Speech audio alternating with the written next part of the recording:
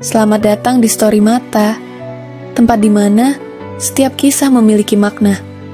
Tempat di mana kita tidak hanya mendengar cerita, tapi juga merasakan emosinya. Malam ini, aku punya satu kisah yang akan membuatmu terdiam, terpukau, bahkan mungkin mendidih dalam amarah. Bayangkan, setelah bertahun-tahun, kamu bertemu kembali dengan teman-teman lamamu. Seharusnya ini menjadi momen indah, penuh tawa dan nostalgia. Tapi, bagaimana kalau reuni yang kau harapkan justru berubah menjadi ajang penghinaan? Bagaimana jika mereka menertawakanmu, merendahkanmu dan menganggapmu tidak lebih dari sampah? Dan yang lebih mengejutkan, bagaimana jika mereka tidak tahu bahwa semua yang mereka banggakan adalah milikmu? Duduk yang nyaman, siapkan hati, dan pastikan kamu menonton cerita ini sampai akhir. Karena aku jamin, ini bukan sekadar cerita biasa. Ini adalah kisah balas dendam yang paling elegan. Reuni sekolah, seharusnya ini menjadi ajang temu kangen, berbagi cerita, mengenang masa-masa sekolah. Tapi, tidak bagiku. Karena aku tahu, bertemu dengan mereka bukanlah nostalgia yang menyenangkan.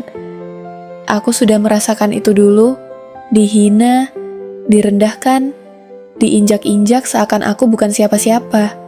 Dan hari ini, mereka akan melakukannya lagi. Aku datang ke restoran mewah, tempat reuni diadakan. Pemandangannya luar biasa, chandeliers berkilauan, lantai marmer yang mengilap, dan tamu-tamu berkelas yang mengenakan pakaian mahal. Aku tersenyum kecil. Restoran ini milikku. Aku melangkah masuk ke ruang VIP, dan seketika suara riuh tawa menghilang saat mereka melihatku. Lalu, keheningan itu berubah menjadi bisikan-bisikan sinis. Aku mendengar suara yang paling kuhafal, Siska. Dulu ratu sekolah, sekarang tetap dengan aura angkuhnya. Dia melihatku dari ujung kepala sampai kaki, lalu tertawa keras. Astaga, aku pikir salah lihat. Ini Melati. Semua ikut tertawa. Aku tetap diam. Siska berjalan mendekat, mengibaskan rambut panjangnya. Serius, kalian lihat ini? Katanya, menunjuk pakaianku. Udah reuni, kok pakaiannya masih kayak ART?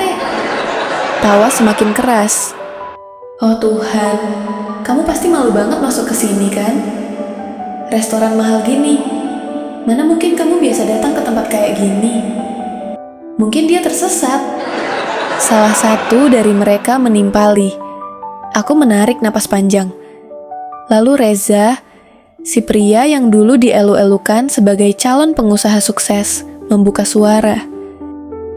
Jadi, kamu ngapain kesini Mel? Mau nebeng makan gratis? Aku tersenyum kecil. Aku diundang.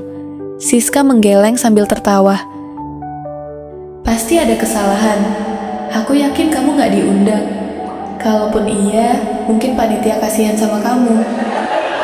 Aku diam. Lalu salah satu dari mereka berbisik keras. Jangan-jangan dia masih jadi pembantu? Seketika, tawa kembali meledak.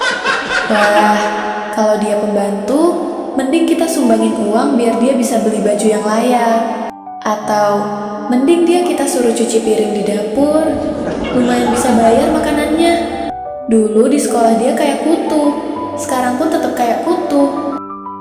Aku tetap diam, membiarkan mereka puas menertawakanku. Lalu, pelayan datang, membawakan makanan mahal ke meja. Siska menyeringai. Kamu yakin bisa bayar makanan ini Melati? Jangan sampai nanti kamu kabur pas disuruh bayar. Aku tersenyum kecil. Aku gak perlu bayar. Loh, kenapa? Bayangkan kalau kalian ada di posisi Melati, dihina di depan umum, dianggap tidak berharga, lalu tiba-tiba, boom, kalian justru lebih sukses dari mereka. Apa yang akan kalian lakukan kalau jadi Melati? Akan diam saja, atau akan membalas dengan lebih pedas? Tulis di komentar. Aku ingin tahu pendapat kalian. Dan sebelum kita lanjut ke bagian yang paling menegangkan, jangan lupa like video ini, supaya makin banyak orang yang bisa ikut merasakan kisah luar biasa ini. Sebelum aku menjawab, datang seorang pria berjas rapi, manajer restoran. Dia langsung menunduk hormat kepadaku. Maaf mengganggu, Ibu Melati. Ada beberapa laporan bisnis yang perlu Ibu tinjau besok pagi. Apakah saya bisa mengirimkannya ke kantor pusat? Henning. Semua mata tertuju padaku. Siska terlihat seperti baru saja melihat hantu. Reza menatap dengan rahang menganga. Apa? Suara Siska bergetar. Aku tersenyum, menatap mereka semua satu persatu. Restoran ini milikku. Wajah mereka semua seketika berubah pucat. Siska tertawa kecil, meski wajahnya pucat pasi. Tidak mungkin. Kamu bercanda kan? Aku menoleh ke manajer. Tolong beritahu mereka siapa pemilik tempat ini. Manajer tersenyum dan berkata tegas. Restoran ini adalah milik Ibu Melati. Semua keputusan ada di tangan beliau. Hening total. Lalu aku berdiri, mendekati Reza. Aku belum selesai. Katanya kamu sukses, Reza? Kerja di perusahaan besar? Reza menelan ludah. Iya, perusahaan besar. Bosku luar biasa. Dia memulai semuanya dari nol dan sekarang jadi miliarder. Aku tersenyum lebih lebar. Siapa bosmu? Reza menatapku dengan bingung. Aku mendekat, menatapnya tajam. Aku bosmu, Reza. Seperti pukulan keras ke wajahnya. Mata Reza membelalak. Wajahnya langsung pucat pasi. Siska pun ikut terperanjat. Tidak mungkin. Aku melipat tangan, menatap mereka dengan dingin. Lalu aku melirik ke arah Siska. Oh ya Siska, suamimu kerja di mana sekarang? Siska terbata-bata. Dia kerja di perusahaan besar. Aku mendekatkan wajahku ke arahnya. Di perusahaanku, sebagai pegawai biasa. Siska langsung lunglai. Wajahnya pucat, tangannya gemetar.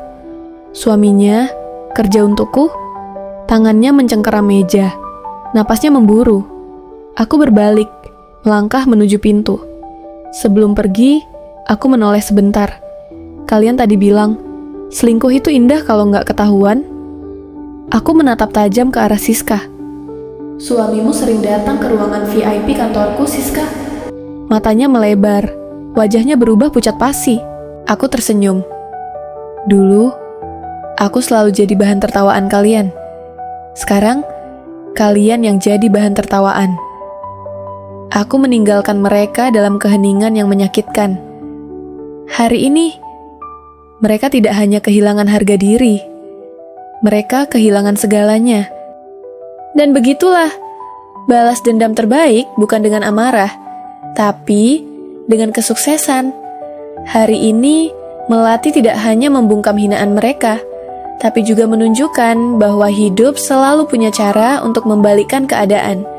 Buat kalian yang pernah diremehkan, ingatlah, mungkin suatu saat kalianlah yang akan berdiri di puncak, sementara mereka hanya bisa menunduk malu. Jangan lupa tinggalkan komentar kalian di bawah. Bagian mana yang paling bikin kalian geram? Dan buat yang belum subscribe atau follow channel ini, apa kalian yakin mau ketinggalan cerita-cerita epik seperti ini? Klik tombolnya sekarang, dan tonton juga cerita lainnya yang tak kalah menegangkan di Story Mata. Sampai jumpa di kisah berikutnya.